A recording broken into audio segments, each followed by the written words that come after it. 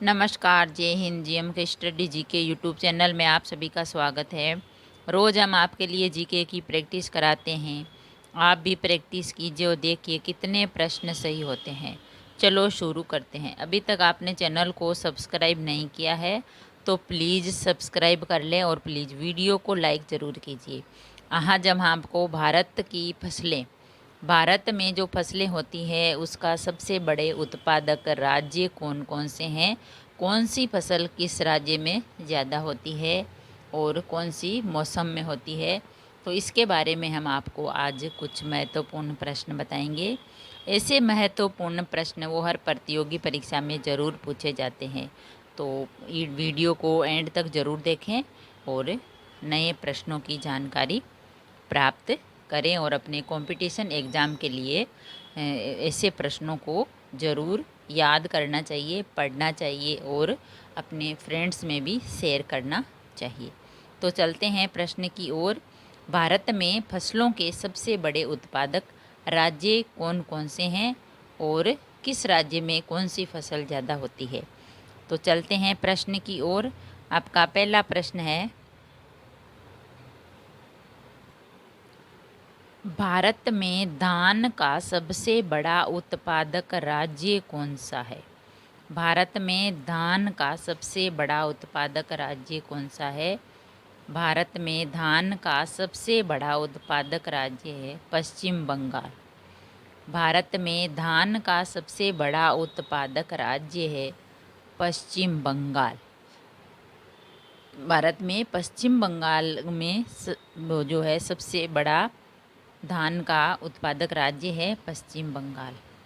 आपका दूसरा प्रश्न है, भारत में गेहूं का सबसे बड़ा उत्पादक राज्य कौन सा। भारत में सबसे ज़्यादा गेहूं किस राज्य में होते हैं।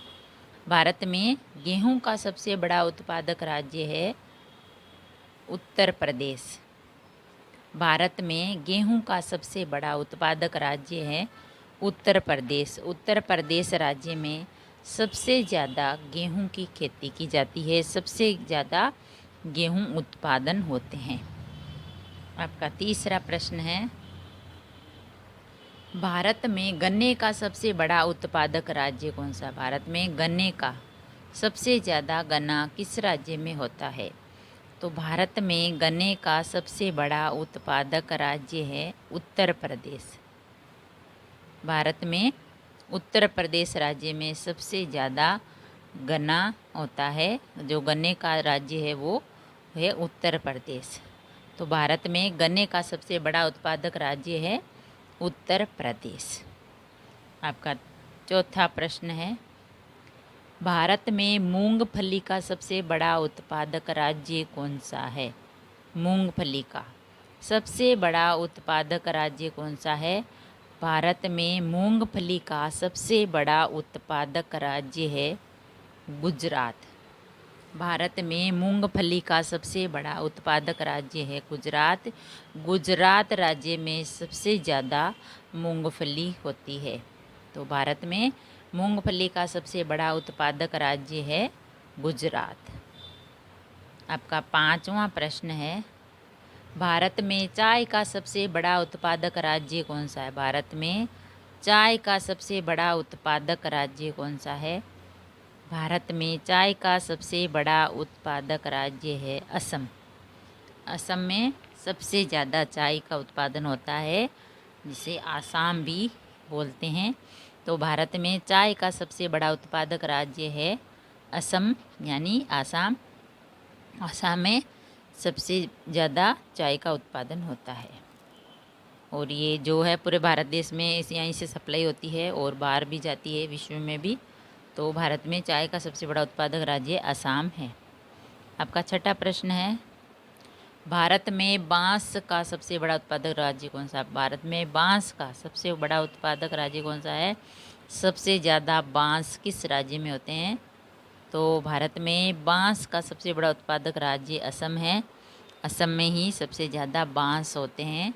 तो भारत में बांस का सबसे बड़ा उत्पादक राज्य है असम। आपका सातवां प्रश्न है, भारत में जूट का सबसे बड़ा उत्पादक राज्य कौन सा? भारत में जूट का सबसे बड़ा उत्पादक राज्य कौन सा है?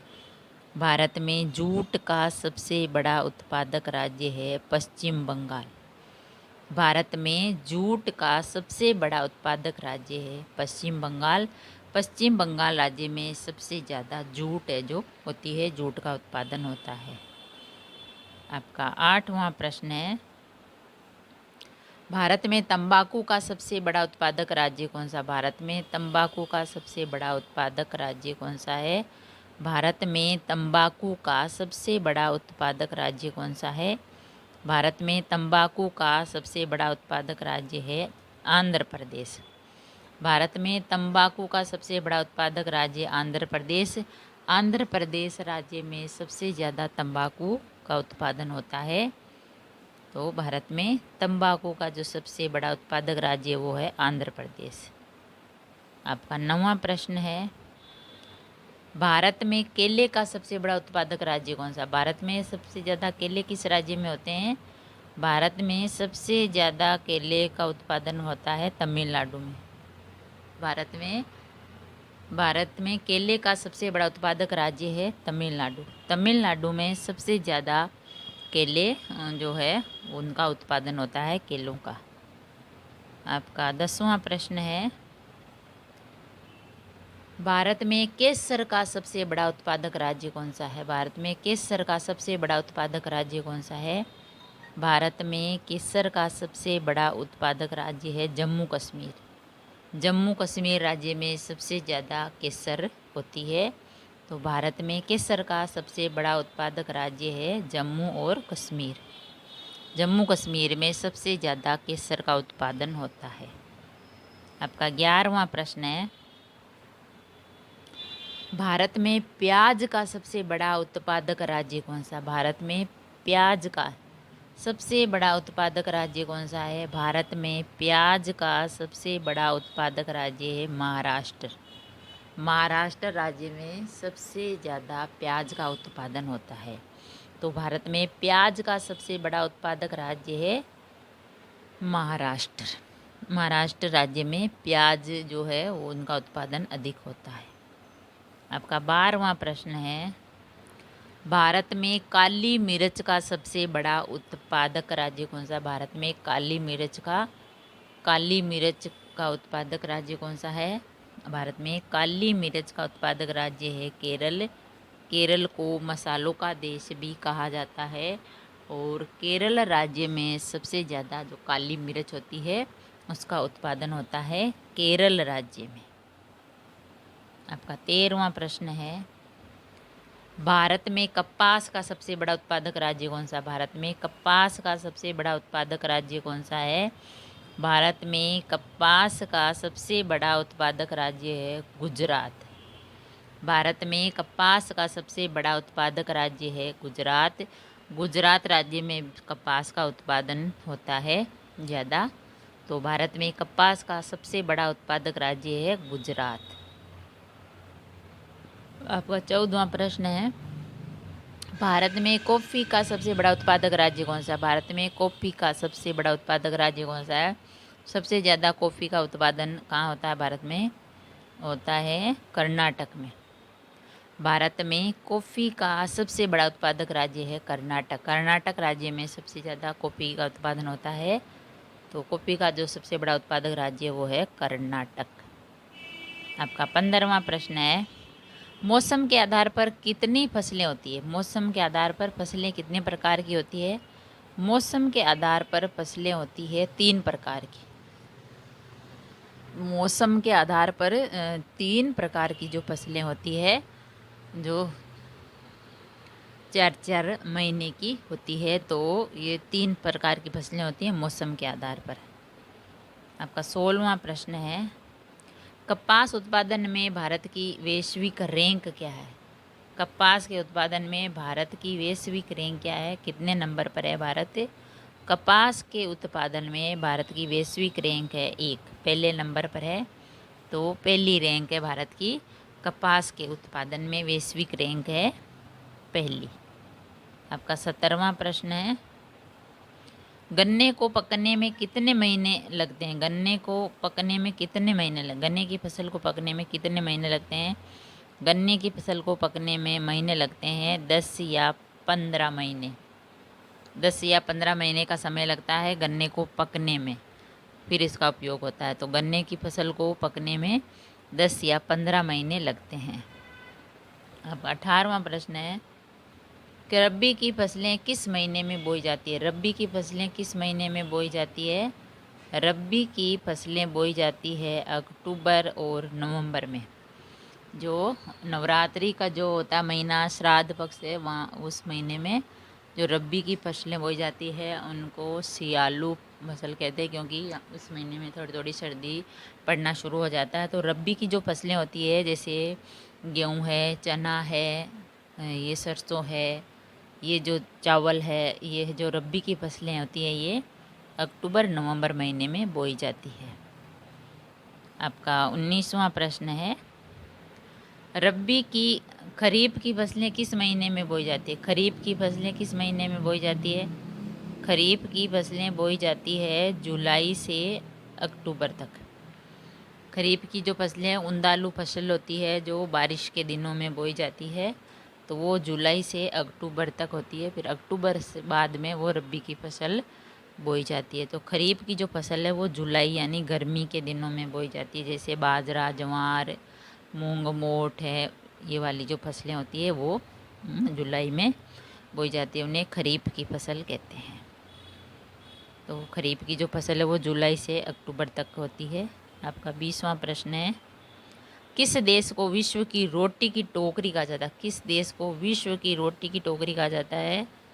विश्व की रोटी की टोकरी कहा जाता है यूक्रेन को। यूक्रेन देश है उसको विश्व की रोटी की टोकरी के नाम से जाना जाता है और कहा जाता है।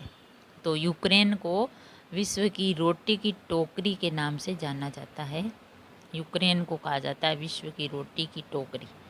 आपका 21वां प्रश्न है अलसी उत्पादन में भारत का विश्व में कौन सा स्थान? अलसी उत्पादन में भारत का विश्व में कौन सा स्थान है? अलसी उत्पादन में भारत का विश्व में कौन सा स्थान है? अलसी उत्पादन में भारत का विश्व में चौथा स्थान है। अलसी उत्पादन में भारत का विश्व में चौथा स्थान है। भारत चौथे स्थान पर है अलसी उत्पादन के लिए। आपका 22वां प्रश्न है भारत का सिलिकॉन वैली किसे कहा जाता है? भारत का सिलिकॉन वैली किसे कहा जाता है? भारत का सिलिकॉन वैली कहा जाता है बेंगलुरु को। भारत का सिलिकॉन वैली कहा जाता है बेंगलुरु को। बेंगलुरु को भारत का सिलिकॉन वैली कहा जाता है।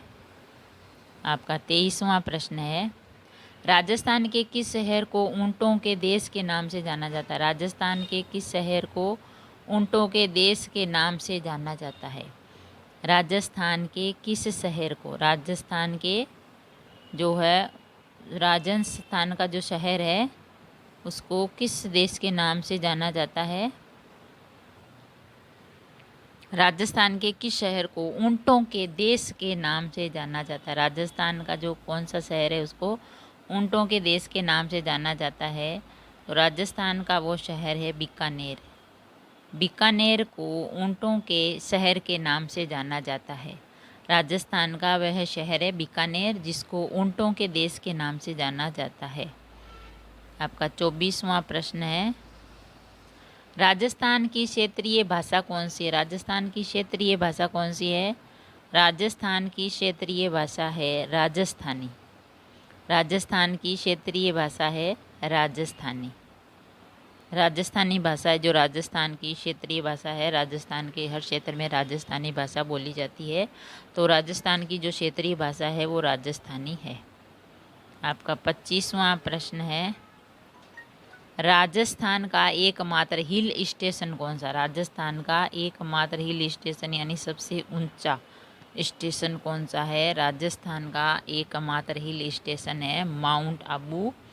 माउंट आबू जो है वो एकमात्र हिल स्टेशन है राजस्थान का। सबसे ऊंचा जो माउंट आबू है वहाँ पर है। गुरु शिखर जो है वो सबसे ऊंचा वहाँ पे गुरु शिखर बना हुआ है, मंदिर है। तो राजस्थान का एकमात्र हिल स्टेशन है माउंट आबू।